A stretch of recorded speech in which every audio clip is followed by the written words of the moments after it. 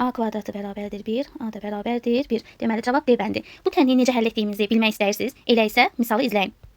Ayın 21-də 9-cu siniflər üçün dəyərin sınağında düşən testlərdən biri də budur. X kvadratı üstəgəlsin 2ax bərabərdir 3 veribdir bizə. Deyək ki, kvadratlarının cəmi 10 olarsa, A aşağıdakılardan hansı ola bilər? Deməli, tənliyimizi biz bu şəkildə göstərək. X kvadratı üstəgəlsin 2ax. 3'ü keçirdək sol tərəfə, çıxılsın 3 bərabərdir 0.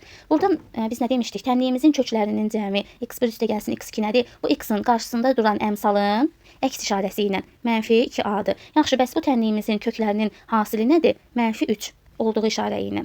Yaxşı, bizə də deyək ki, tənliyin köklərinin kvadratları cəmi, yəni x1 kvadratı, gəlin bunu başqa rəngindən yazaq. x1 kvadrat üstəgəlsin x2-nin kvadratı bərabərdir 10. Biz fikirləşməliyik ki, bu ifadəni buradan necə əldə edə bilərik? Gəlin baxaq. Deməli, bunun hər bir tərəfini biz kvadratına yüksəldəriksə nə alarıq? Yəni, hər bir tərəfini kvadratına yüksəldir. x1 üstəgəlsin x2-nin kvadratı nə eləyəcək?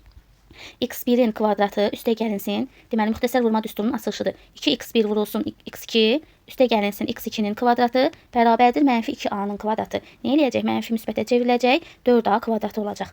Aha, deməli, aydındır. Hər şey gözdən görünür. x1 kvadrat üstəgəl x2 kvadratı nədir? 10'dur. Gətirək yerinə qoyaq. x1 kvadratı üstəgəl x2 kvadratının yerinə 10 qoyaq. Yaxşı, bəs x1 vurulsun x2'nin yerinə nə qoyaq? x1 vurulsun x2'nin yerinə -3 qoyaq. Yəni, 10 üstəgəlsin 2 vurulsun -3 bərabərdir 4a kvadratına. İndi, gəlin tənliyimizi həll eləyək. Baxaq, 10 çıxılsın 6 bərabərdir 4a kvadratı.